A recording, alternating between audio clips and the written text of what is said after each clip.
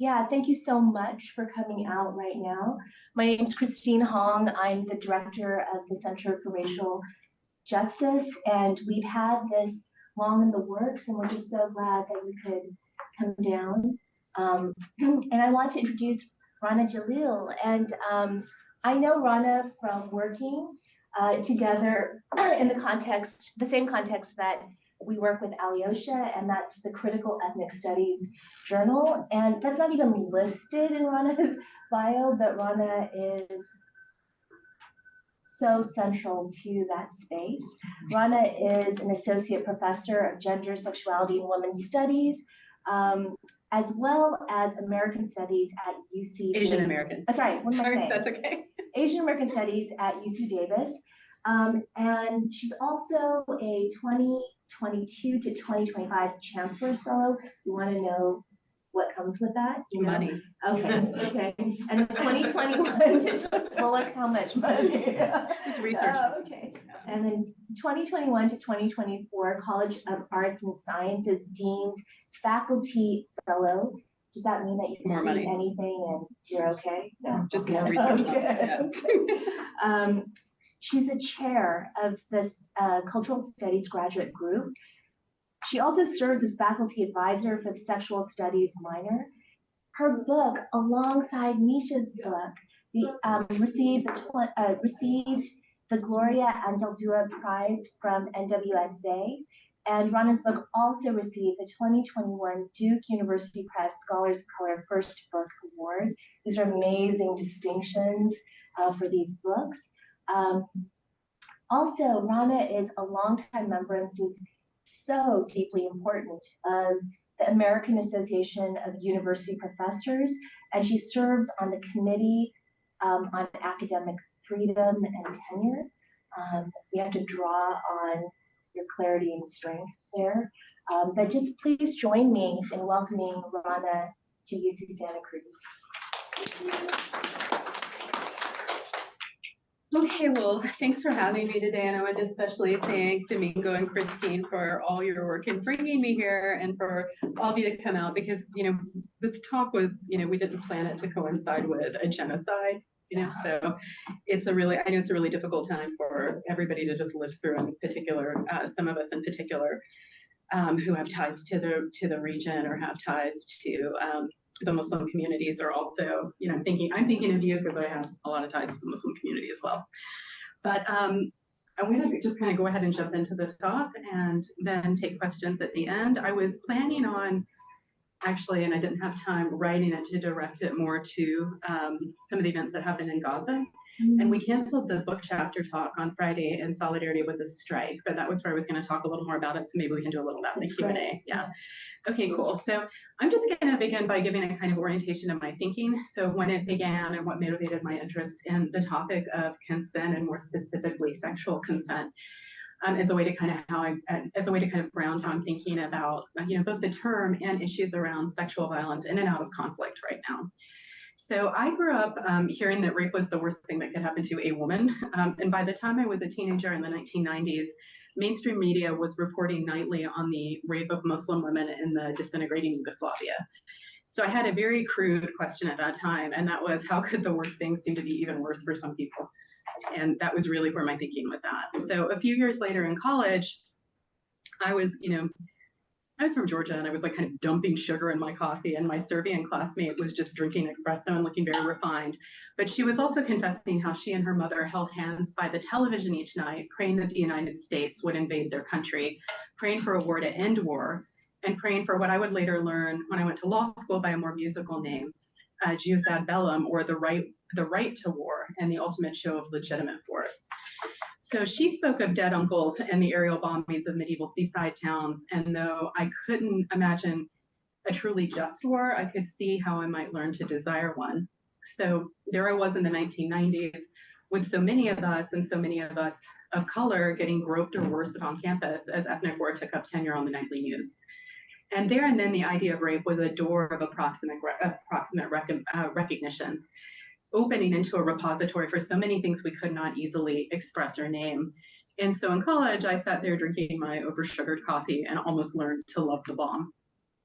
But the almost is important, And it was made possible by a hitch in the overarching and universalizing tale of violence against women. And so this was an incongruence that I felt as much as I thought. And in retrospect, I recognize that this feeling was in some ways very particular to the 20th century's end. It was a feeling at the so-called end of history, at the putative end of the Cold War. And it was a feeling formed in the kind of thick residue of what's been called the US sex wars. And so this was a feeling alongside that was like a kind of occurring alongside what I knew and was learning about the vibrancy of global South Indigenous and women of color feminist and queer and trans activism. So all of these things were, kind of bubbling around. And it was a feeling that, and that kind of mix of feelings discomfited themselves into a kind of question. And the question was what to make of the presumptive continuity of sexualized violence as a category, or what to make of rape as the stuff that binds what happens to us on US campuses, and like us, we can put quotation marks, to what happens on the grounds of, quote, ethnic war. So I went to law school to try and figure it out, and instead ended up learning how neoliberal warmongering through women's rights worked firsthand, like in a really nuts and bolts way, so not only theoretically. So then I kind of abandoned that and went and got a PhD, and also managed to get a chance to refine the question some more. So I started thinking historically about what happened in the 1990s, about how the Cold War's end and the rise of ethnic warfare spurred the formation of the first international ad hoc tribunals charged with the task of prosecuting war crimes, crimes against humanity, and genocide since Nuremberg and Tokyo. And I became interested in how Western framings and responses to the 1990s ethnic wars and the emergent post-Cold War order, which was distinguished at this moment by the rise of international law as a space imagined for justice, when before it had been in the decolonial era a space of suspicion. How those ideas of justice and what was happening in international law might suture those conflicts to 21st century contestations of the meaning and significance of sexual violence, and therefore discourses of race, gender, sexuality, and legitimate state violence. So today what I'm going to talk about are the US sex wars, and trying to resituate them within a historical narrative of literal warfare. So the so-called ethnic wars of the 1990s as a way to pull together conversations that are often kept apart. So the sex wars, just quickly, what happened in the 80s and the early 90s. They were controversies in feminist and US culture over the place of, quote, sex in society. And the controversies included the regulation of pornography, the scope of legal protection for LGBTQIA plus people, and we could also call these very crudely the debate between pro-sex and anti-sex feminisms. But as I'll discuss, those labels actually obscure as much as they illuminate, especially when legal feminist theories of sex begin to travel through the circuits of international law. So theorizing the US sex wars as part of ongoing war-making projects of racial capitalism, empire, and neocolonialism accomplishes a couple of things. First, it transnationalizes and destabilizes the presumed coordinates of sexual consent and coercion and takes them out of the typical Euro-American tradition. So my book and this talk will proceed by understanding rape and sexualized violence, as well as their primary components, so things like force, consent, and coercion, as concepts and categories that are products of material histories. The ability to name and locate rape as an act and as a socio-legal concept depends on power and knowledge achieved from racial, imperial, and settler colonial domination, actuated through market liberalization and global racial capitalism. So in other words, rape's contemporary political prominence in the United States, from Me Too to Title IX controversies on campus, are staged on a bloodied and tumultuous and cumulative backdrop of colonial and imperial warfare. So we're understanding our legal ideas in particular and testing our theories of what consent and coercion can mean against everything that's happening elsewhere, as well as what's happening here. These theories are very mobile and very global. So putting the sex wars aside alongside the 1990s ethnic wars also lets me tell a particular story about international law and the revolutions in labor and property that were achieved through it in the so-called post-socialist moment at the Cold War's alleged end. It was then in the wake of the Cold War, with the rise of so-called ethnic wars, that the scope of significance of international law were reimagined. I've mentioned the rise of the tribunals, but this was also a moment of creating new subjects of and subjects to international law, as rape and other forms of sexualized violence were for the first time emphatically configured as enumerations of international rather than national law. So this was the first time that rape and sexual violence were written in and codified within international law in a particular way, where they were just kind of like components of other crimes, or kind of thought of in that way, but named. So what I'm going to do now is just kind of follow the path the sex wars takes over two sites. So one is the 1990s ethnic wars in the former Yugoslavia and Rwanda, and the second are our own campuses here in the settler U.S. And so to do this, I'm going to sketch out how some approaches to the geopolitics of war and sex might comment on queer studies theorizations of sex and desire in the U.S. Academy. I might actually cut that because we're so small and just we can kind of talk about that at the end. But a larger question is how, in the context of ethnic war, for example, have theorizations of rape as, for example, sexual enslavement or genocide help negotiate appropriate arrangements of race, labor, sex, and property? And what would incorporating these accounts into the canonical trajectory of queer studies or gender liberation tell us about queerness and liberation? So to do that, I'm going to take you through the method that I've used, and it's an approach to law and archives assembled around racialized gender and sexuality that follows how legal feminists in particular move across different bodies of law and social geographies. So it's not about getting really in-depth into what actually happened. It's looking at how things get picked up and kind of how they accrue and become a narrative.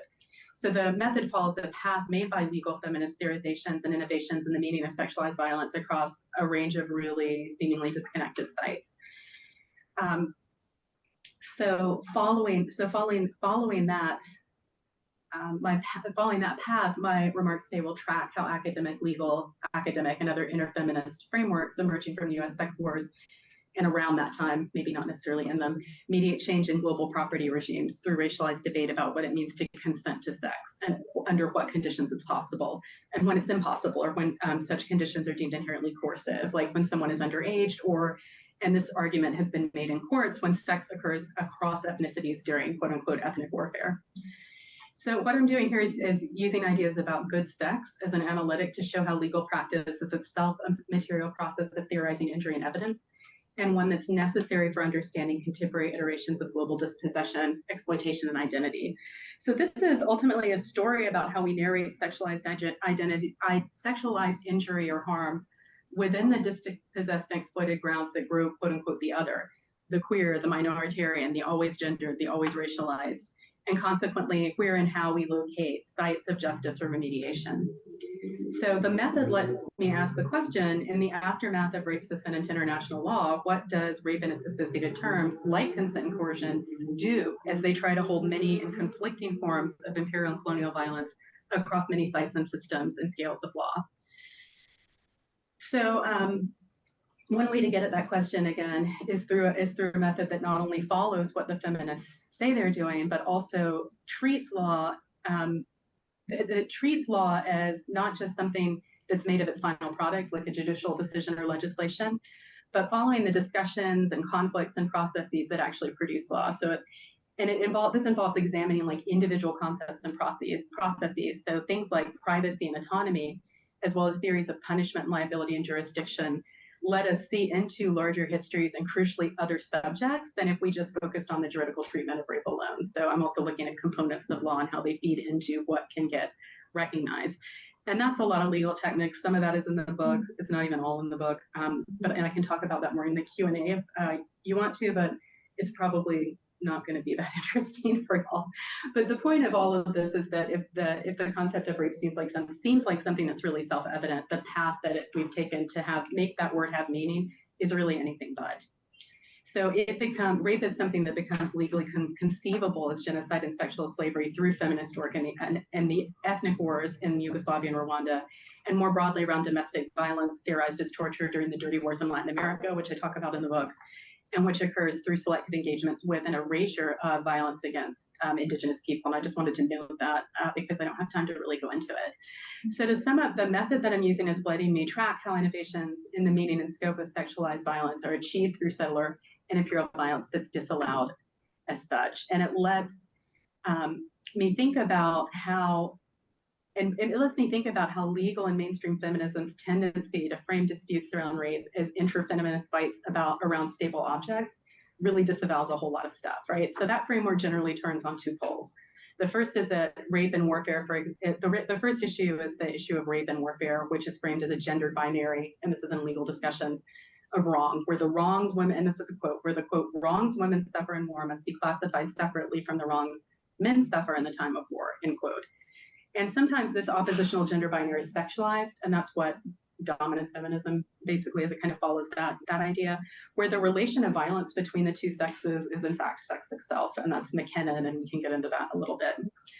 But against those Western models of men versus women, like, quote, the rest, and it's women of color, post-colonial, transnational, indigenous feminist activism, and socialist feminisms. And if you follow Janet Haley's work in the beginning of governance feminisms, for example, that's how the problematic is set up. It's dominance feminisms versus the rest. And that's, there's a lot in that rest. So the question then becomes, what kind of dispossessions and exploitation grow in the shadow of that presumptive division that coordinates the coordinates of sexual violence? So what is it? Why is it that these historical contexts fall out? So today, the sex wars are often recounted as past battles over sexual explicitness and power, particularly in the US Academy. In a 2016 special issue of Science, the editor wrote within the Academy, there's no doubt that the so-called pro-sex position is won, end quote. And yet across campus, feminist legal scholars like Haley and Karen Ingle have criticized the gender protectionist politics of radical and dominance feminism with international law. And so the question really becomes, can the sex wars be understood in the same moment as both, quote, over and also overpowering? So, and this requires an account of the new wars, I think, that considers the different disciplinary commitments of legal and other feminisms, and also their different kinds of worldviews of what justice looks like. So now I'm going to go into the actual account, or like the account that the book gives. So just to give you an idea of how stark the change was and how fast things moved. In 1991, legal feminists Hillary Charlesworth and Christine Schinken and Shelley Wright lamented, quote, the immunity of international law to feminist analysis. They were complaining about that in the whole article.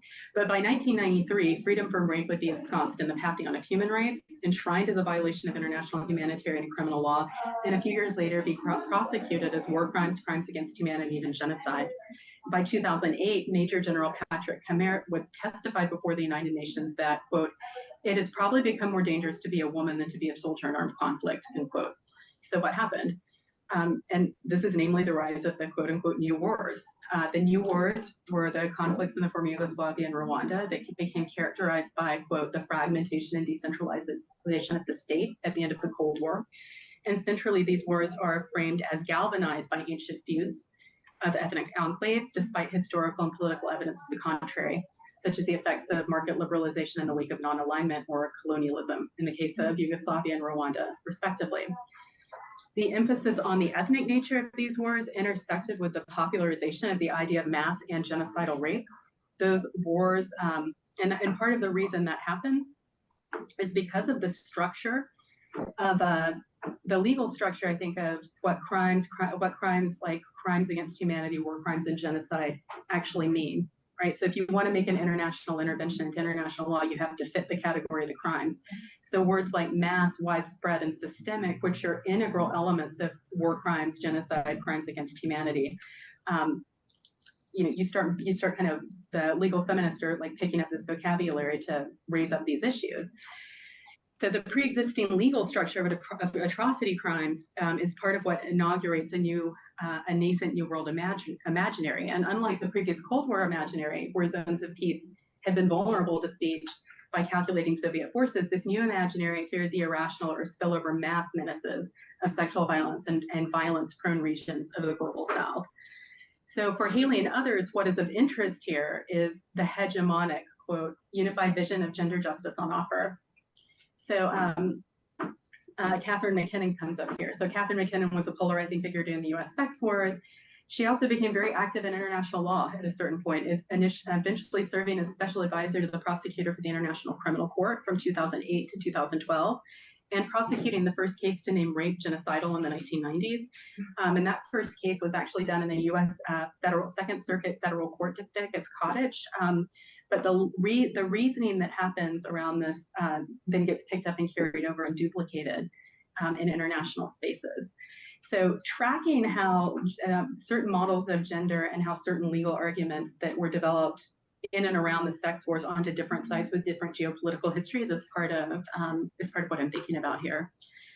And yet, saying that, and yet, as I detail in the book, so engagements with issues connected to, quote, feminism, gender, and sexuality, even ones that might easily appear classifiable as a form of dominance theory, are actually better theorized through and integrated with other sites of struggles, including racial, anti-authoritarian, anti-nationalisms, anti-war, decolonial ones. So sometimes what we think we see is not what we're actually seeing, is really what this is getting at. So the factors across the globe, and there are factors across the globe that might enable or frustrate what is framed as dominance or radical feminist principles, are vastly and more clearly complex than adherence to or rejection of a vision of men dominating women through sex. And I'll discuss this right now in relation to the Balkans.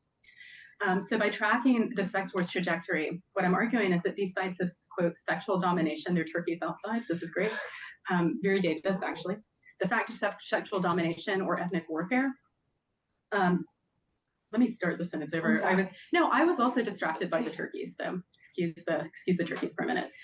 So what I'm trying to like get at is by tracking the sex wars trajectory, what a certain kind of argument would say, you know, here are sites where someone's advocating or where someone's interpreting sexual violence as a form of sexual domination around the world. They're not connected by the fact of sexual violence or by ethnic war, but in part by changes in international law after the fall of the Soviet Empire that remake and create the social and legal meanings of sexual and other kinds of violence. So what's good or bad sex, the subject of the sex wars, is altered by the new wars. And situating the sex wars and debates about gender essentialism with an expansive transnational history of race and property, from settler empire and US slavery to local understandings of historical social difference on the grounds of ethnic war, is what tells the story. And this story is a story that bridges Haley's analysis of, quote, governance feminism and queer and critical ethnic studies' attention to how racial orders are produced in part through legal and academic disciplinary imaginaries. So in the 1990s, the specter of genocide performed a remedial work within legal feminisms, ultimately enabling legal feminists like Catherine McKinnon to move past US women of color criticisms by engaging global and geographical differences among women. So how did this happen? In the US, academic and legal academic feminism conceptually and materially entwined with global activist organizing and international law's place in it was what was crucial to this maneuvering. So as Jennifer Nash writes, by 1994, the National Women's Association was on a search for a feminism that spoke, quote, a common language, end quote. This longed for feminism, quote, required a grammar centered on the global and imagined the transnational as a remedy for racial exclusivity that had long plagued both the organization and the discipline, end quote. So for Nash, the interest in transnationalism had institutional reasons, from, quote, racist violence, end quote, at national conference gathering in the 90s to, quote, the efforts of non-governmental organizations to foreground gender inequities as questions of human rights. So in this context, this question of what non-governmental organizations in particular are doing, radical feminists like McKinnon developed a common language through the development of mass ethno-religious war rape as a subject of international law. And that mass ethno-religious war rape helped resolve controversies over radical and dominance feminism's race insensitivity and the parameters of sex discrimination. So I'm going to trace this for you right now just through a little bit of McKinnon's work. So first, McKinnon deflected critiques of dominant feminism's inability to account for difference among women by limiting Black women's intellectual and political labor to simply, quote, the practice upon which sex discrimination law can be predicated. So before the genocidal rape of the ethnic wars, there was the issue of whether sex discrimination could even address sexual assault or reproduction, and also a move, as many have documented, to consider sexual violence against women as a unified and unifying feminist tenet. And so this plays out to great racial effects and efforts to consider sexual and reproductive issues beneath the banner of sex discrimination. So a little history about sex discrimination here. Until the mid-'80s, sex discrimination is a legal concept, which was one primarily housed in civil rights and anti-discrimination law, had not been widely recognized or theorized to encompass those issues. It took two Black women, Michelle Vinson and Lillian Garland, taking their respective complaints regarding sexual harassment and pregnancy leave to the U.S. Supreme Court in 1986 and 1987 for, quote, sexual issues to become matters of sex discrimination. So in 1991, and again, this is when Wright and Schenken and everyone's complaining about international law, not thinking about women's rights as human rights. At the same time, McKinnon's publishing, quote, From Practice to Theory, or What is a White Woman Anyway, end quote, in which she took up these two cases. And the article criticizes theory and valorizes practice. And the racial identity of these two women, Vincent and Garland, is significant to this move because the Black women plaintiffs in foundational sex discrimination cases won their suits. McKinnon recognizes Black women as instrumental in changing the meaning of sex discrimination by, quote, insisting that actual social practices that subordinated them as women be theoretically recognized as impermissible sex-based discrimination under law. So this practical approach, she believes, not only recognizes Black women, but can also rehabilitate what she views as the degraded pain of white womanhood, which is for McKinnon, quote, a particularly sensitive indicator of the degree to which women as such are despised, end quote. According to McKinnon, too much attention to theorizing about race and gender and not enough to practice elides the conditions of oppression that connect all women. At the same time, in asking after white women, McKinnon does not positively engage with women of color, specifically Black feminist scholarship. She names Black plaintiffs who availed the legal mechanism of sex discrimination as the, quote, experience, end quote, that counts, and as the practice that trumps the theory. The labor of Black feminist academic intellectual work is rendered into kind of mind games, abstraction, or just fantasy. So in contrast, Angela Harris, who's a legal feminist whose work McKinnon cites in this writing, emphasizes that Black feminist theorizations of race and gender don't split theory and practice. So following longstanding Black feminist and women of color frameworks, Harris asks, quote, only that we make our categories explicitly tentative, relational, and unstable, and that to do so is all the more important in a discipline like law, where abstraction and frozen categories are the norm. Avoiding gender essentialism need not mean the Holocaust and a corn cob are the same, end quote. But then another Holocaust arrived. The breakup of the former Yugoslavia allowed McKinnon and others to align such nuances and refortify the idea that women were a monolithic category for law. This time, a category of vulnerable people requiring protection from international law in particular. So in this Holocaust, Bosnian Muslim women were victims were, as Neda Tanasowski and others write, racialized as white and cosmopolitan and thus worthy of human redemption. But at the same time, Bosnian Muslims were, quote, ethnic or different enough to also bolster a radical feminist project undermined by Black feminist critique and contribute to new post-socialist global racial orderings. So here's kind of the takeaway point. Centering legal feminisms within the 90s transnational turn in academic feminisms helps show not only how geographic travel comes to stand in for epistemic transformation, but also how it happens and what it enables. It also highlights how dominance understanding of sex as violence that defines the male-female relation, now literalized in ethnic warfare, are central to that move. So in the US Legal Academy, for example, some feminists, including prominent Black and other feminists of color, praise McKinnon's, quote, intersectional attention to the ethno-religious identities of the raped women and through her formulation of genocidal rape. Balkan feminists, on the other hand, noted that legal feminist theorizations of genocidal rape ignored the political histories invoked by the contesting powers in the embattled countries themselves. So Western feminists who ignored the histories of the countries, and particularly the interplay between socialism, feminism, and secularisms, arguably did little more than advance particular nationalist projects through their assessment of genocidal rape. So in the fracturing Yugoslavia, for example, Belgrade's Women in Black and the Zagreb Women's Lobby railed against warmongering appropriations of sexual violence, wherein, quote, raped women become flags waved by the warring parties, end quote. So this failure to engage with the material histories of reproduction, property, and labor within the former Yugoslavia gets rooted through an obfuscation of the meaning of rape within the US context of slavery. So this is like the second thing that McKinnon's doing. If the sex wars help make sense of the new wars also soothe the antagonisms of US history. So for McKinnon, ethnic rape is like pornography, a cultural expression of gendered rage. And in 1993, McKinnon distinguished ethnic rape from rape under US slavery, even as she portrayed them both as gender products of cultural transmission. So she wrote, Croatian and Muslim women are raped to make a Serbian state by making Serbian babies. This is ethnic rape. If it were racial rape, it would be pure pollution. The children regarded as dirty and contaminated. Their mother's babies, as in the American South under slavery, Black babies.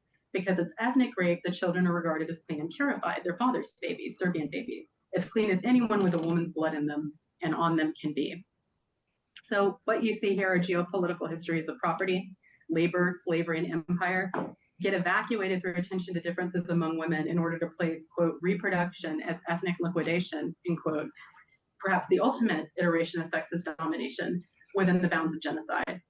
the structure of recognized international violations of law, which here centers genocide and thus group-based harms, is scaffolding the meaning of rape in this situation. So the structure of group endangerment requires a version of history that distances the concept of mass rape from contemporary U.S. racial, not to mention settler relations. And this move, in turn, relegates the concept of mass sexualized violence against Black women or groups in the United States to a distant path by tethering it to the reproductive economy of U.S. slavery. U.S. multicultural liberal democracy then becomes something for other states to emulate. It becomes the solution and not the problem. So here, there's an attempt to harness slavery in the U.S. and the post-Cold War destruction of economic collectivism in Eastern Europe as evidence of a universal theory of gender as sexual antagonism. The genocidally raped, where genocidal rape signifies forced reproductive labor across ethno-religious lines or a damage so severe that the raper rejected by their culture and ejected from its reproductive economy, become key to the value work of diversity and a divided world of human rights. In the process, multiple economies of carceral feminisms, the prisons, policing, border control, mental health regimes that describe certain feminist orientations that appeal to the violence of the state as the solution to gender and sexual problems, don a more worldly or even intersectional guise. So just kind of in a nutshell, when we resituate the sex wars within these historical currents, it helps mark the enhanced focus on rape and armed conflict as part of a particular geopolitical and historical moment at the end of the Cold War, and as a renegotiation of racial, gender, and sexual value. So at a moment when rights, human and civil, are extended as anchors of capitalist models of freedom and choice, women's rights, human rights, which are figured as intimate, private, and sexual, become key to reimagining freedom and property, and thus become explicitly matters of global public concern. So that's the first way that we're going to situate this into the sex wars. The second is going to just kind of switch sites and move into campus politics and settler violence. So let's keep these two. We'll just do I'm not even going to do a transition. We'll just do a big break here and go straight into campus politics. So since the Obama administration, campus treatments of sex have trended towards welcomeness or affirmative consent as metrics for proper sexual arrangements. So that is, while the appropriate diagnostics of consent are subject to a lot of debate, the mere presence of a yes is now not often enough. Legal feminism's influence in international human rights law regarding mass rape in the Balkans might not seem to have a connection with contemporary debates around Title IX, the federal law that prohibits sex discrimination and federally funded education, and the full range of instruments that administer amended on U.S. campuses. But so the question I'm asking here is, what is rerouting the sex wars through the ethnic wars let us see about how we think about campus sex? And so in the book, I analyze the inner workings of a couple of laws that affect campus rape, including some case law in which a district court ruled that Title IX does not apply to allegations of rape in Indian nation schools because they're run by the U.S. state itself. So that's one thing I look at. Then I look at how the Clery Act, which requires campus to report crime data, plays fast and loose with what counts as a sex crime. And I do this to kind of look at how rape is differentially imagined and addressed for different bodies and in different spaces. And I can also talk about that a little more in the Q&A. But in any event, what I want to think about right now is, if we consider sex discrimination from below on our campus, what happens? And so what I'm suggesting here is that there's a legal shift in the naming of rape and other forms of sexual violence during the ethnic wars, when what had been typically imagined as an individual assault becomes a mass crime like genocide, perpetuated or enabled by the breakdown of proper state governance. And this shift ends up doing double racial and colonial duty. So first, through the structures of law, it deems entire regions rape prone. Second, back on certain campuses, the seriousness of rape as an international issue is used within different legal systems to vaunt and affirm the feelings of the civilized individual as the kernel and crux of liberal democracy. And I'm drawing here from work in queer materialism, some queer historical work on race and feeling here. And so this dynamic plays out when people talk about Title IX and sex on campus. Emily Baselson's 2015 article, quote, "Return of the Sex Wars," end quote, for example, tracks Title IX controversies on campus through that narrative arc. And the terms of debate are familiar, and so are the faces in them. Janet Haley warns again against treating sex exclusively as a danger from which women should seek the authorities' protection, while McKinnon urges everyone to acknowledge that women live in a state of subordination with pornography, domestic violence, and rape as core elements in male domination, and what we should do is mobilize state power to correct it. So from this vantage, there are only variations on the theme. The fight occurs on a particular terrain. You change the definition of consent or force or coercion, and then you change the relationship of the state to sexualized violence, including sexual harassment. And what you want to change is going to be where you fall, but that's going to be the kind of way you think about it. What slips from this view is who will be in a productive relationship with the state for all the many problems that entails, and who will be cast beyond it. So what falls away are how global South, including decolonial anti-rape activisms, themselves so often part of larger liberation projects, are used to create and justify social and legal understandings of sexual consent, coercion, and welcomeness in the global North. And so what falls away is how the genealogy of the sex wars eclipses and erases other contemporary narratives of force and coercion that depend on global distributions of violence that are not limited to the arena of sex. So here's another story of force, sex, and coercion then.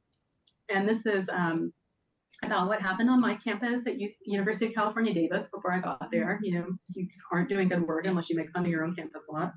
And so normally I would show a slide and it would be of the guy pepper spraying the campus got pepper spraying all the protesters. So I want to talk about how that infamous image, which is often read as an exemplar of police violence, the infringement of free speech and the right to protest, might be read through the method that I'm using here, and through this kind of setting the U.S. sex wars and the ethnic wars kind of together. So in the 2011 heyday of the Occupy movement, Linda Katehu, former chancellor of my current institution, the University of California, Davis, and she was also once in my department, asked me about this. This is a good story. Permitted campus security to pepper spray students involved in a campus protest. After referencing that some of the protesters might be from Oakland, Katehi justified her actions by saying, you know, here we have very young girls and other students interacting with older people who come from the outside. So if anything happens to a student, we're in violation of policy. It's a tough thing to overcome. So already the tendrils of dominance thought are evident in Katehi's justification, the vulnerability of very young girls imperiled by Oakland coded as Black. And this is something that Jennifer Doyle writes about, and I'll get to that in a little bit.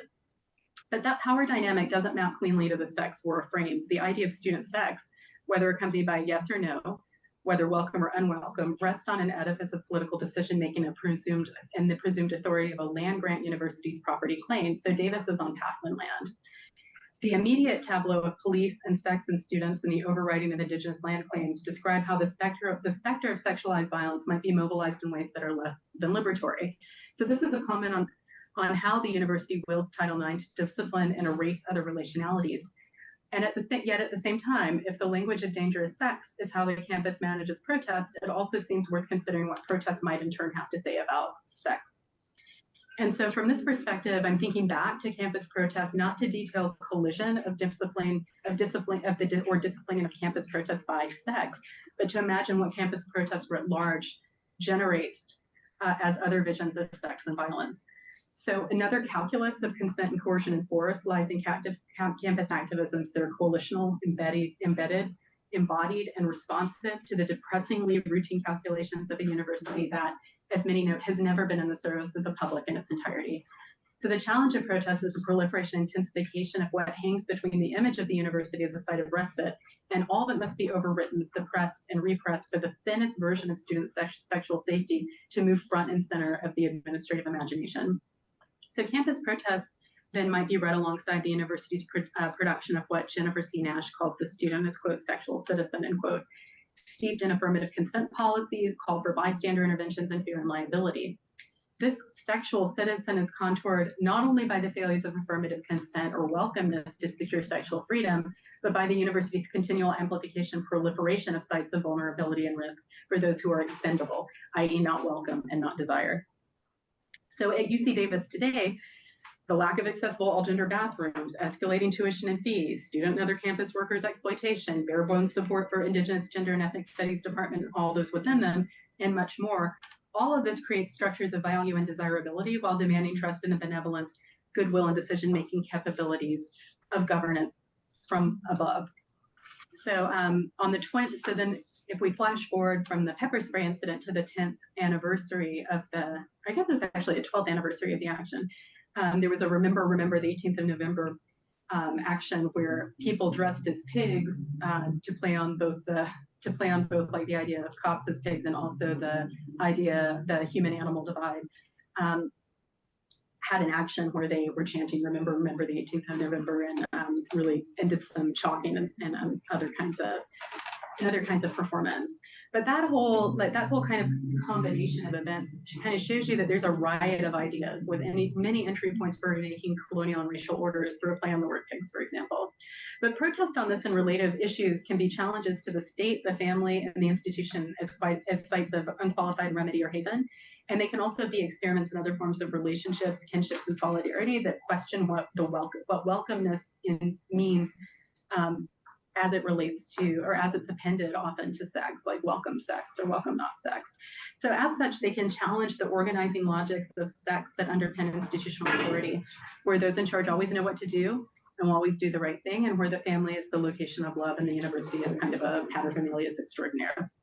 So the challenge of the protest then, even if they're inchoate and contradictory, as they always are, might be read productively against the theory of sexual risk that places the scope of sexualized violation as an individualized encounter, or even a series of encounters that endlessly circle the failed negotiation or imposition of an act or speech that represents something named sex. So if we build backwards through activism, protest offers an idea of, quote, the sexual as a concept always under construction. And it suggests that the many demands springing within and beyond its name tell a better truth than the desire for a single meaning. So protest here challenges the notion that with enough or with the right kind of logic, it will somehow all make sense, because it's not going to.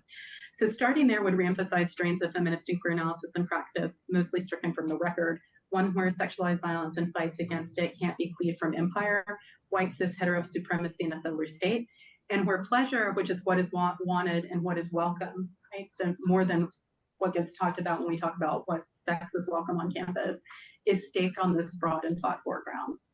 So I'm going to stop there. Thank you. I talked a long time.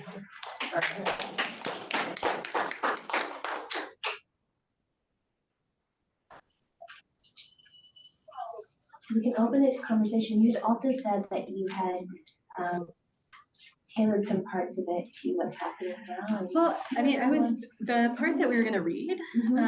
There's a whole section. Well, there's a section about Palestine in there. So I was planning to just kind of kind of push us to that edge. So that debate is largely around. My God, let me get my brain on for a minute. So that debate is about about like a set of laws around rape as deception. And it's the idea that you can trick someone into having sex with you, pretending you're somebody else, right? And so you hear that a lot of trans cases. There are a lot of cases around trans people and deception, but rape as deception isn't something that's really widely accepted. It's just in certain places that this law even exists. And so Jed Rubenfeld, who's a Yale law professor, the wildlife here is great, there's a flood. Who's a Yale law professor, wrote this whole article about rape as deception, and argued that rape should only be thought of as like extreme dispossessive force, because otherwise you can't square someone's autonomy you can't square like all the legal arguments, right, with this idea of rape as deception. And the paradigmatic case that he uses is a case where a quote unquote Arab pretends to be Jewish to have sex with somebody. And then there are a couple of other cases that I brought up.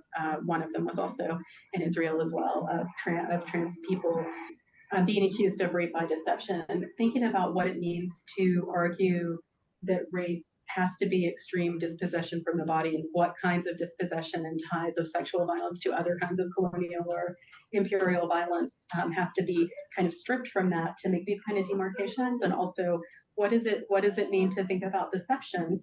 To think about a kind of deception, especially in the Palestinian case, where it's really about where you belong on one side of whose property is whom, right? It's tied to the land claims. It's not just an independent.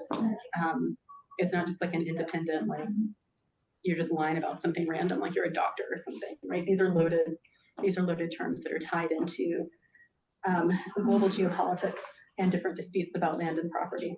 So I wrote about that there, and I'm actually explaining that really badly because I think if I'm talking too long, I'm not okay. Good. That's good. Really interesting. Yeah. So that's so that was kind of what I was thinking about, because we're seeing all of this.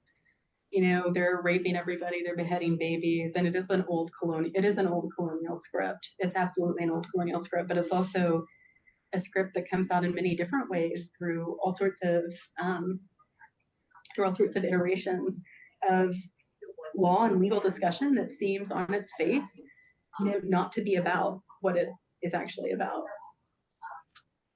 But then, are you bored? Yes, go ahead. I was just going to add, I think it's interesting also in that it's really a profoundly conservative script. This thing, I mean, I was gonna bring it up, and then you brought it up, this horrible propaganda in Palestine, right? First, the idea that Hamas is raping en masse, and then the minute it becomes clear that that's not true, it becomes mass infanticide. And it's a profoundly conservative script. What they're really saying is that we need to give the Zionist man weapons so that he can protect his property in the form of women and children. It's a conservative patriarchal script, but it manages to sell itself as liberal feminism, I think, under the auspices of exactly what you're talking about, under the auspices of this idea of feminism is all about deploying state power to stop rape. When unfortunately, the unfortunate reality is that the deployment of state power is rarely a saving grace in a war zone. Yeah, or the deployment of feminism, does a whole lot of like whatever the feminism is, it's not necessarily universally good. There's a great issue of TSQ that Greta LaFleur and Serena Bossi edited, and their intro is really good at thinking about how feminism already includes women. We shouldn't be saying, oh, well, this isn't really feminist, when really feminism has done all sorts of horrible things as well as some good things. And I think Sophie Lewis's new work is also about, is kind of covering that as well. Thinking about, yeah, me too. Yeah. Keeping the turkeys out, the door closed. I have a question. Oh, sorry. Please. Yeah. I had a question for you. I've read your book and I really like reading it. I found it very helpful in my own work. Can you tell me what you work on before you ask the question? Yes, I work on sexual violence in the 90s as well, and I'm specifically interested in how concepts like resilience come to be, like resilience, the valorization of like community and community-based responses to trauma and healing come to be dominant in both like a human rights framework, then within like mainstream NGO or nonprofit approaches to sexual violence in the US, and then also within abolition feminist approaches that also emphasize community, that like the discourse of resilience gets picked up for very different kinds of political ends. And I'm interested in how like the end of the Cold War and the dissolution of like the Second World and like a Soviet like political imaginary is part of that. Although I'm at the very beginning of my project. That's great. Yeah. So this is very helpful to read. But a question, I guess two questions, but I'll just start with one to not hog the No, time. take your time. Okay. So one question I had for you is, I'm curious about, I think this is I think related to what you were just saying also, is like I'm curious about, I think the like the decisions that you've made to use like consent and coercion as the framework to understand how these laws are being applied or what they're imagined to be like adjudicating in the context of like in the human rights frameworks of like mass rape or crimes against humanity is really interesting. And I think just intuitively like the concept of something like pleasure, welcomeness, like doesn't seem to, like in my mind before I read this, like I didn't see it fitting in there. And I'm curious about, I think there's a more contemporary language about sex and rape in like a conflict situation as sort of this expression of power and expression as like a form of exploitation. And I'm curious if that kind of approach fits in with this understanding of like what you say in the book is like adjudicating like what counts as good or bad sex. Like how do these things all fit together in international? Yeah, that's a great question. Should I start with that one? Can I start with that before you ask it? Please, let me do. So one of the things that happens when they're trying to think about mass rape and actually prosecuting those, there's the question of what happens to consent. Can you consent?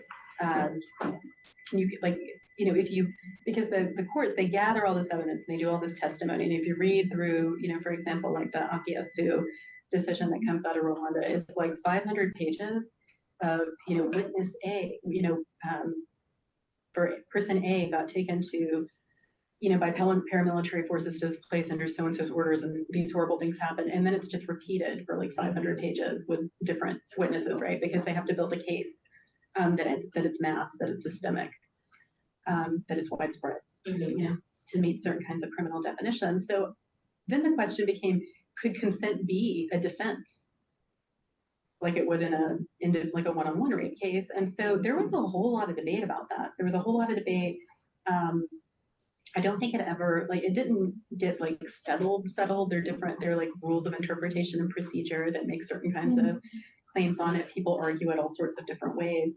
But one of the things the way that it did get settled was that you might bring it up in chimeras, like in a judge's chamber. This was initially, so things have changed since then. But in the initial version, these were ways that they were trying to mediate it, because it was a really big concern, right?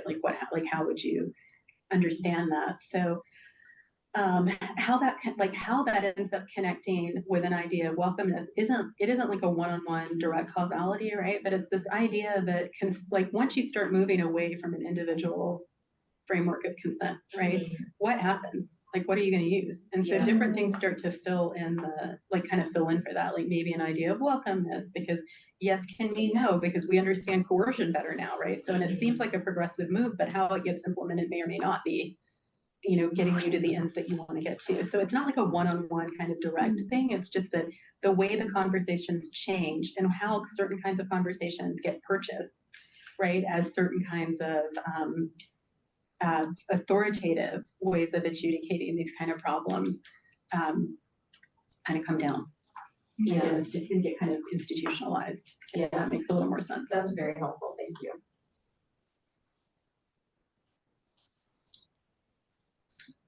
Yeah, so in a war, they actually say they're different times that different people, argue that of course you can't consent to cross ethnic sex during a war, right? What are you saying if you actually say that you can?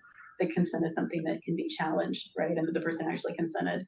What is coercion doing in this? How do we understand force? Force can just be the fact of the war, right? It doesn't have, and all this debates around force and rape, whether it has to be physical force, whether it has to be what counts as force in some way or another is always kind of embedded in these discussions, even if force as a legal element is removed. And there's a really good argument or a really good article in the Emory Law Journal by Turkenheimer that talks about how even jurisdictions that have removed the force requirement are still it still comes up in various ways throughout the adjudication of the act itself.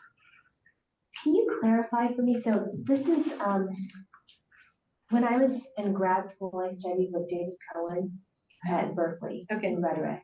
And he is an international humanitarian legal scholar. Okay. And so we studied Kunraj Akayesu, he stated that in situations of armed conflict, consent is not possible. Is that not a blanket sort of legal principle? It's so as far as I understand it, I would really have to look more at what's happening right now. I was just interested in how it was getting debated at that particular moment, that formative moment. Now, I think it's pretty much moved so that it's, even if it's not I don't know if that's absolutely codified, but it functions that way. So I don't know if I could point to the place where that is codified. Isn't it when you think about a place of war or a war zone, isn't it a site of unsettled sovereignty? And insofar as it's a deterritorialized space, and that seems to correspond to the sort of extreme dispossession of the body. Do you know what I mean? So that there's that sort of correlation. And that always seemed to me to be the distinction between the context of war that is assumed, that is a sort of arena in which international humanitarian law sort of articulates its principles and precepts versus domestic criminal law, right? And I think that your work is complicating this. Well, through the idea of a gender war, right? Right. So that's the idea. If there's a gender war that's mapping onto this humanitarian idea, like this this violation of, if you've got a whole war, right, and we're deciding that consent isn't something that maps onto it in that way, the gender war, right, and if the gender war is global, then it picks up on those ideas, and those ideas are feeding each other. I talk about that more in the first chapter. Like that's kind of the argument that is getting made. So it's not always about like what's technically, like where do you point to in the law and say like it says X, Y, or Z, because honestly, like I always have to like keep looking that stuff back up. Like I'm not like one of those people that has a photographic recall of every law. I take the notes, I look them back up, I do my fact checking, that kind of thing. But it's not like my interest isn't like what did they write? It's what did they argue and how did the arguments move around, What about, I'm just thinking the status quo between descendants of slaves and descendants of slaveholders from the end of the Civil War to the present day can be understood. I don't know if I'd say it's the right way, but it certainly can be understood as a sort of racial Cold War with sporadic explosions of open genocidal fighting. In that context, if consent becomes so challenged in a situation of ethnic war, what to make of the many cases of alleged rape that were thrown out for racial bias during Jim Crow? I mean, would we say that in fact these Black men were being systemically raped by the white women? I mean, I think the way to think about that is, this is where you do go back to the law. Like how's the law using genocide? And then we can use it as a metaphor to like take apart, right, how we partition violence, or how we understand what violence counts as that or not. But I don't know if the legal, like those terms always help us understand things outside of what they're describing. You know what I mean? So like you can make, I mean, there's also I would want like a lot. I sometimes have like a little bit of hesitancy talking at that level of abstraction, where it's just like, is it genocide, up here instead of what's happening, like what are the actual mechanics of what's making us make that kind of claim, if that makes any sense. So yeah, I mean, is it genocide, or I mean, I don't know if it's genocide or if it's a different kind of extraction or an exploitation in the case that you're mentioning, right? Like when people are, I mean, it's definitely about property, right? Angela Davis makes all those arguments about the Black rapist and the myth of the Black rapist, right? So it's definitely about thinking about labor and property and these kind of things, but I don't know if genocide's the best framework for that. You can make an argument for anything is really what we learn in academia. So it's just like picking what you think will help you get your point across in this. So, and I'm not saying that wouldn't be the one, but it's not the one I would go to right now. Yeah, I'm not a legal scholar. I'm going to try to cobble together a question though. You said something like mass and systemic war suggested by crimes against humanity. I think you said that. Could you say more about this designation of crimes against humanity? Is that part of international law? Yeah, so Nuremberg and Tokyo and these ad hoc tribunals were set up, like after World War II, these tribunals were set up to adjudicate specific, certain kinds of crimes that occurred in specific geographic regions over specific timeframes. And so the ad hoc tribunal for Yugoslavia and Rwanda and these other ad hoc tribunals also have the same kind of charge, like stuff that happened before their date that they're authorized to begin investigating doesn't really count, and stuff that happens afterwards isn't within their purview either. This is how we end up with an international criminal court that actually can prosecute crimes against humanity, war crimes, genocide, and crimes of aggression. What I was trying to get at with the idea of crimes against humanity and genocide is that these they have elements to them, right? Like just doing something bad to someone isn't a crime against humanity. It has to be like or it can be, but in general, these are like things that are widespread. They're systemic. They're bigger. and they're happening with like in a certain context, in a certain geographic range, in a certain time period. So when they're masked up like that, then the elements of how we normally understand rape, right, is from seduction or coverture, like if we go through Western law, right, if we go through those old like, oh, the woman you seduced my daughter, and now I have a crime against you, like I have a case against you, good sir, something like this. That kind of trajectory is about very individualized violations around of property, and it's not about these kinds of mass kind of group-based, not necessarily group identity-based, but just kind of like masked issues. And so whether or not someone consents or what someone's intent is, all of those kinds of basic questions of criminal law get get really troubled, right? Can you consent? Did you show force? Whose orders were you following? All the old all of the liability, like the old. I talk a lot about like in the third chapter, I talk about how chains of liability, right, from commander to soldier, and those kinds of theories are working as well here too.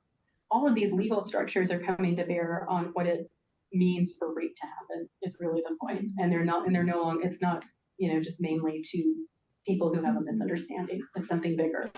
But the legal kinds of, the legal arguments that you have to make around consent and coercion for the kind of big mass crime, that logic, right, of just the atmosphere being coercive, it mirrors so much how radical feminists talk about like the battle of the sexes or what, or how like sex works, right? That rhetoric gets kind of fed in certain ways. So again, it's not like a one-on-one thing, but it's almost like it's not a one-on-one thing, but it's just kind of like in the realm of how we're thinking about things, what kinds of arguments start to kind of pick up heat, right, from what's happening in international law and what's happening as legal feminists working with people on the ground, right, but translating what's happening on the ground up through the structures of law. So that's kind of how I was trying to think about it. Yeah. It also seems like it's doing something different, and I'm not as familiar with like the Nuremberg or Tokyo, like what the arguments were, but do you feel like there's also a change in the sense of how testimonial, that like there's this idea of the trauma victim narrative or trauma victim testimonial as like something that is key, or even in these human rights trials where there's the sort of documented getting people to tell their story as having some kind of, even if we're not going to give you anything redistributively because you've experienced these atrocities, you get to tell your story on the international stage.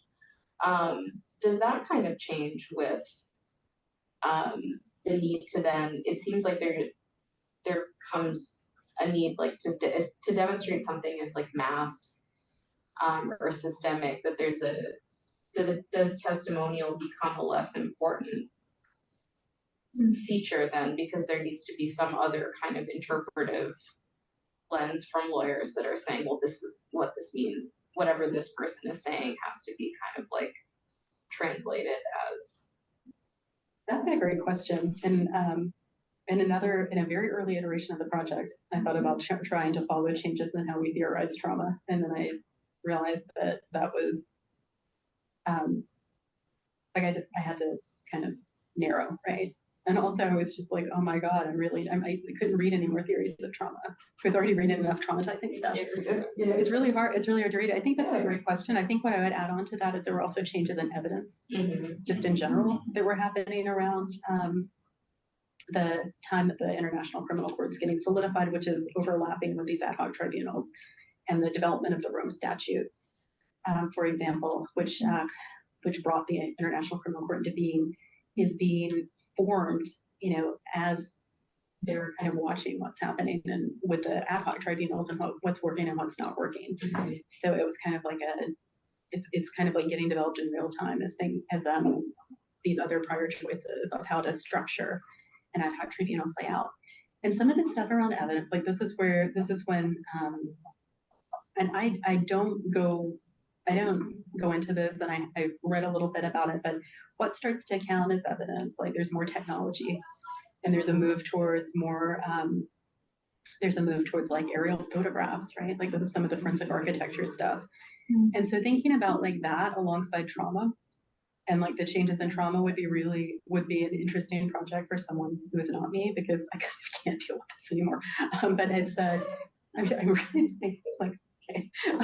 But like I think that would be really interesting. And there are these archives that the International Criminal Tribunal of Rwanda, for example, has online that contain sketches and just weird stuff that like sketches of buildings to try and show something that happened. But they, what else do they communicate, right? Like what are they communicating that's going to count as evidence and what isn't? And some stuff that's really unclear, to me anyway, why it's in the archives. So it'd be interesting to, if someone did a project too where they asked prosecutors and evidence gatherers, like a very anthro-y kind of project in some ways, to think about that, right? But then kept these other lenses, that weren't just legal anthropology, for example, based, but like kind of kept some of these more critical ethnic and queer studies kind of commitments into analyzing what was happening there around the evidence. I think there's a whole lot of stuff happening like around that kind of trauma, around like the narratives of trauma and what counts as trauma. And you could take it from a very legal direction, or you could take it from how are people understanding trauma since the 70s and this idea of narration, and what does it mean to narrate an injury in a court, and what does it mean to narrate when you're 1 of 500, like you're saying? What does that mean? Because you get represented as a letter. Yeah. You're an A, you're double A. By the time we're done, we have like, 4 A's as a witness, and the testimonies are just reiterating kind of the same thing over and over again. Yeah, and that's seen as having some kind of value for the person who participates. Well, I mean, some of the ICC and some of the tribunals, they do offer restitutions, right? So like you can, and their local courts do that as well, kind of modeling off what international law was doing. And if you follow how international law was kind of consolidating at this moment too, there is a lot of work about how the U.S. was trying to export its legal system to consolidate and codify it, right? So, and you see that you see a lot of attention to that in the human trafficking laws and debates, because that is that's widely noted as one of the most uniform sets of law. The U.S. has the Trafficking Victim Protections Act that's in the early 90s.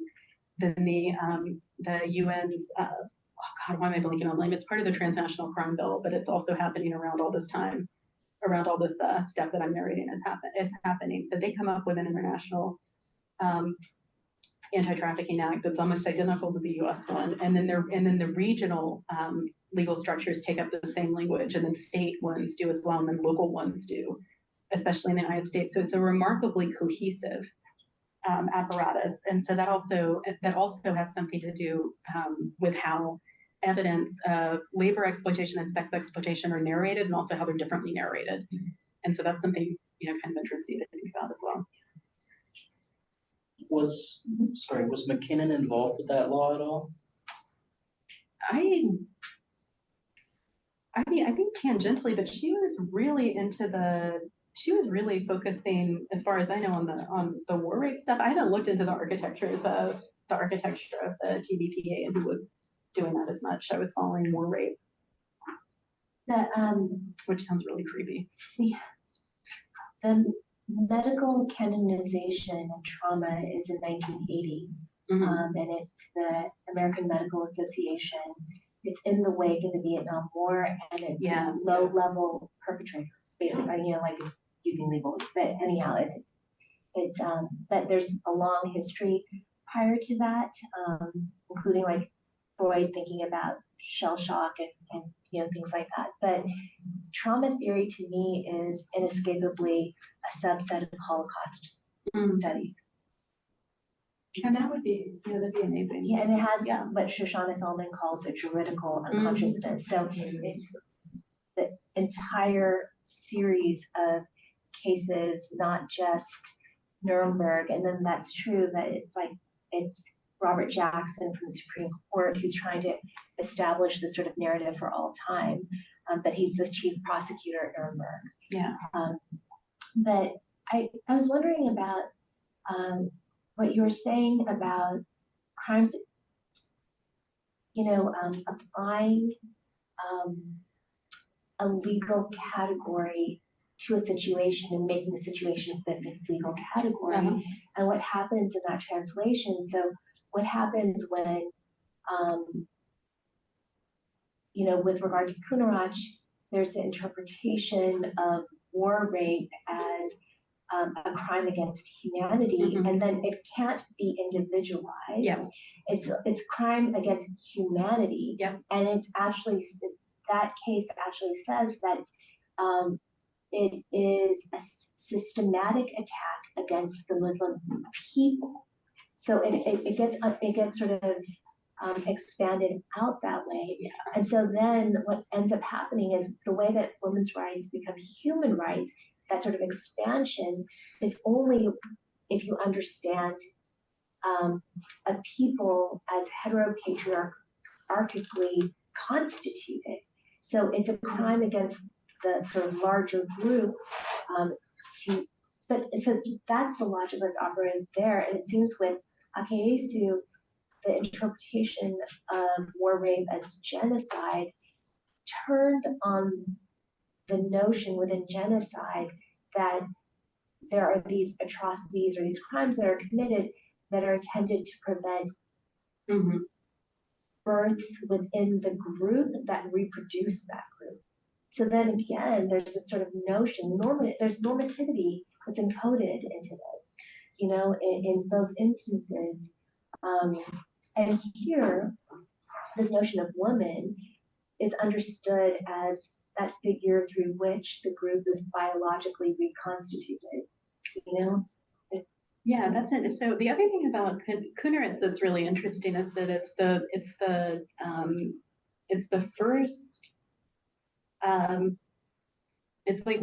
one of the first international judgments since the earlier 20th century on slavery that comes up. So sexual enslavement in Bosha and these rape camps, they start to kind of like theorize what's happening in these camps, right? As being sexual enslavement. And what that does in international law is they start to define what enslavement can mean, where it starts to sound more like forced labor, which forced labor is elements of coercion technically.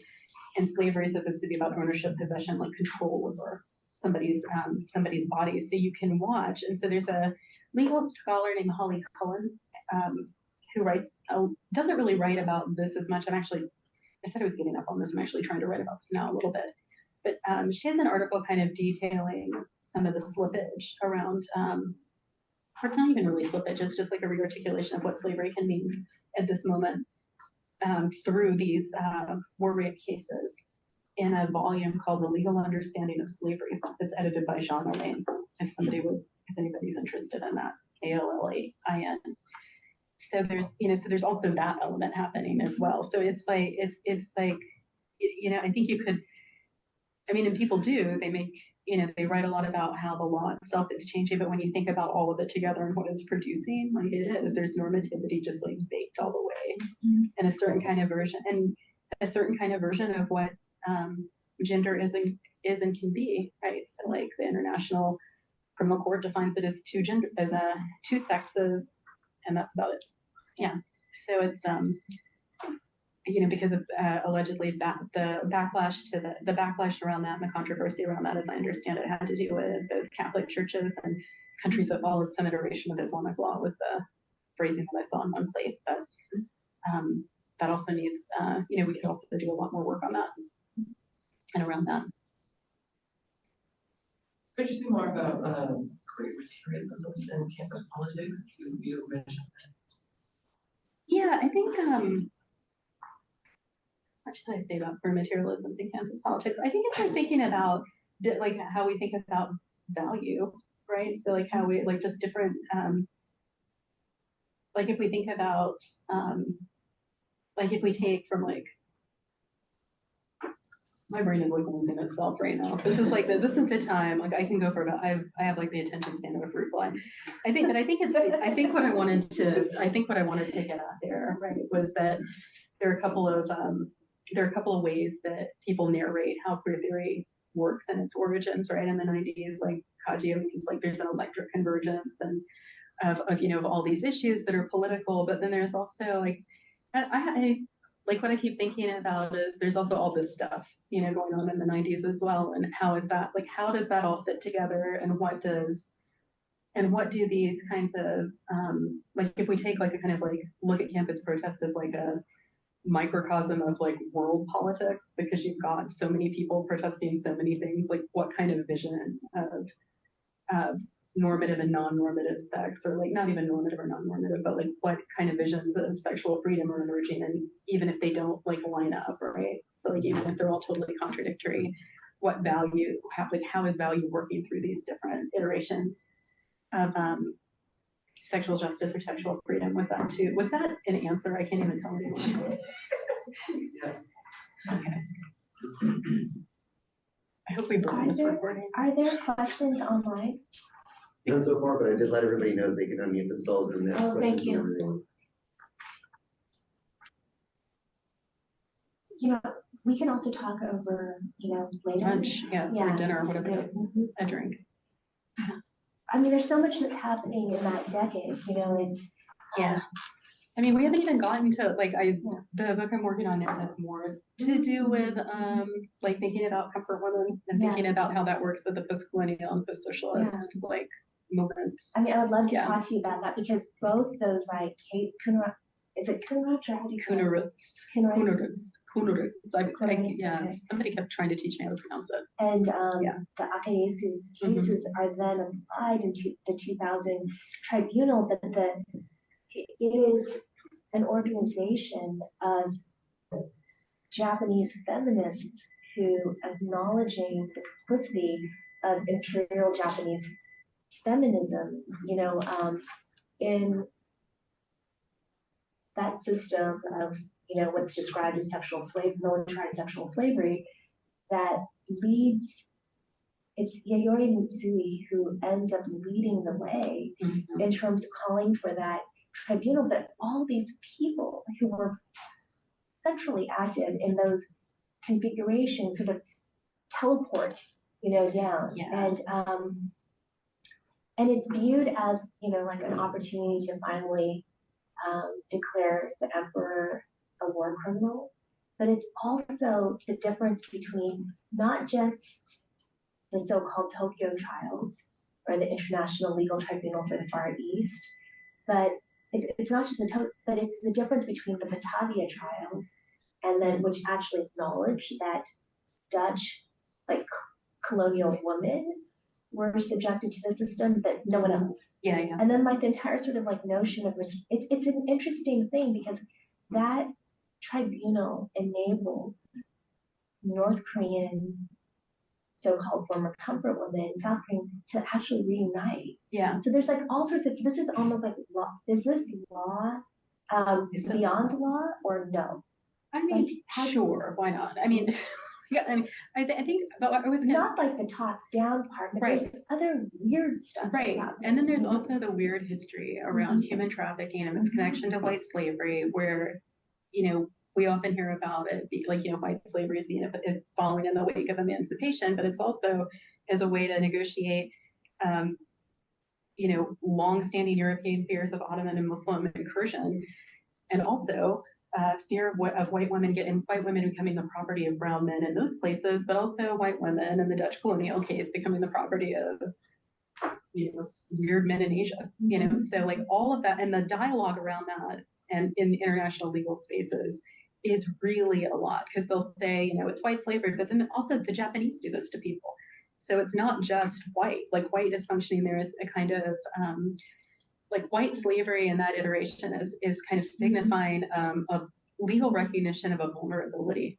And the vulnerability, I think, is to probably the geopolitical kind of positioning of brown men via the regions and economic systems and cultural systems and that kind of thing. So it's very interesting. And then you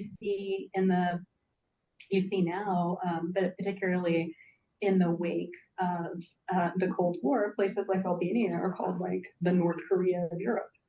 And it's so interesting to kind of follow those. I mean, I haven't done this work. I'm just like telling you what I've noticed, and I haven't done the work to actually like follow it, but that's some of the stuff that I find it so interesting when North Korea is used in that way, you know, like as analogy. Mhm. Julia as Yeah. analogy, you know? It is. It's really interesting, and it's interesting too when, because there's also a whole lot of work that's coming out of European feminists about the kind of false division between post-socialist and post-colonial, and how post-socialist gets designated as like a European thing, and post-colonial gets designated as an Asian and global South kind of thing, and what happens to the second world, and how do these things actually mix, and if we actually think about non-alignment, what does it mean? And then at the same time, how do people in the second, the quote unquote second worlds, like the Central and Eastern European spaces, how are they claiming, how are they making claims to minoritized positions? So like blackness in particular in these European peripheries, to say, to demonstrate their estrangement from Europe, or their peripheral, how do you say peripherality to Europe proper. But at the same time aren't really doing it in a solidarity move, right? Like it's more like a metaphorical or analogic kind of move that actually overwrites that it tends to overwrite or downplay what happens, for example, to the Roma. So they'll make these claims to minority status, but then but it's not done in solidarity. And it's like Alioshik's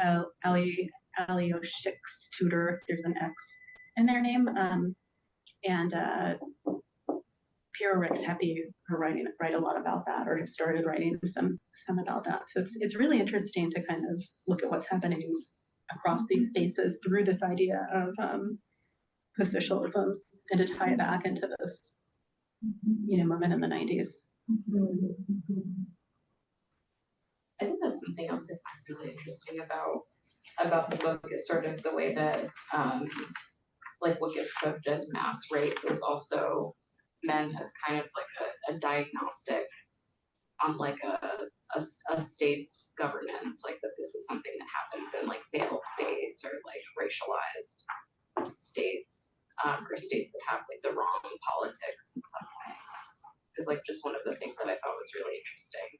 Yeah, thanks. I mean, for real, like look at what happens, and like our prison system is, should be abolished, one, just in general, but also the failure of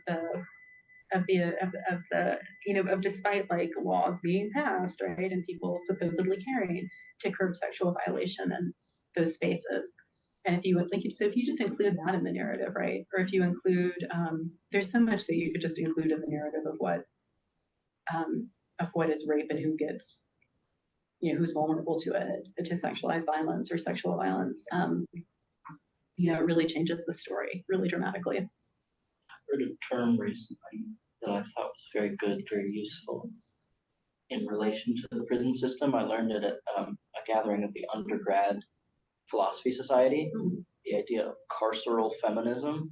Oh yeah. And that there's this kind of actually very profound and surprisingly wide-reaching contradiction in white academic sort of petit bourgeois feminism, where it is very eager to align itself with prison abolition and with mercy on people who are criminals because of their circumstances, and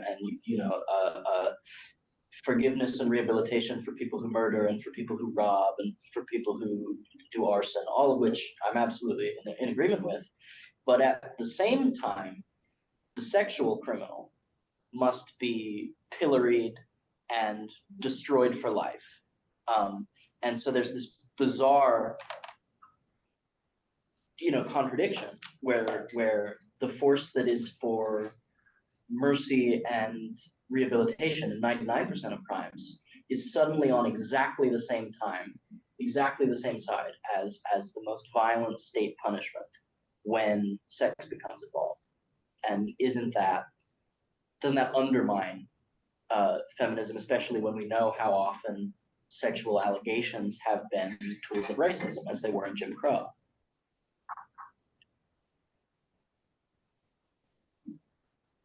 I think there is a lot of, there is a lot of work on this within abolition feminism. Yeah. But it's also not completely, it's not completely settled. It is a contradiction, or it's a problem that has not been neatly resolved, probably couldn't be neatly resolved, but that I don't think anybody actually has the answer to beyond sort of bringing up the reality of it and people writing about their own experiences of it. Erica Miners has a book, and I think it's co-edited or co-written, I can't remember which now, out of Verso, that talks about this in particular. Yeah, the feminist and And it's pretty good. Yeah, the feminist and the sex Get a offender. copy of that. Yeah, Library doesn't have Library We'll doesn't get our have library anything. loan. it. Yeah, that's what I'm gonna do, when I return the ones I've got. that one's pretty good. Or following. Oh, is there a limit? I don't know if there's a limit, but if I have too many, I'm gonna forget some and have to pay a fine. Yeah, that's true. There are also just activist organizations you could check out, like Survived and Punished, does some stuff around this. And what's the one that was in, what's the one in Seattle? Now I'm blanking on it. Cara. Yeah, Cara, yeah. Yeah, they have a really good, you can Google the Cara statement. Or you can Google Cara and sexual violence, and there's a PDF that you can download that would be probably really helpful and really interesting. It's interesting to read. Thank you very much. You're welcome. Also more locally, straight from UC Santa Cruz in this Insight. Yeah. Which also has some interesting like theorization of how you reconcile these two things. Or else, like, Dean Spade and some other people wrote too. When you think about rape, a lot of it's cops and prison guards. Yeah. Mhm. So Absolutely. yeah. Rana, thank you. Thank you.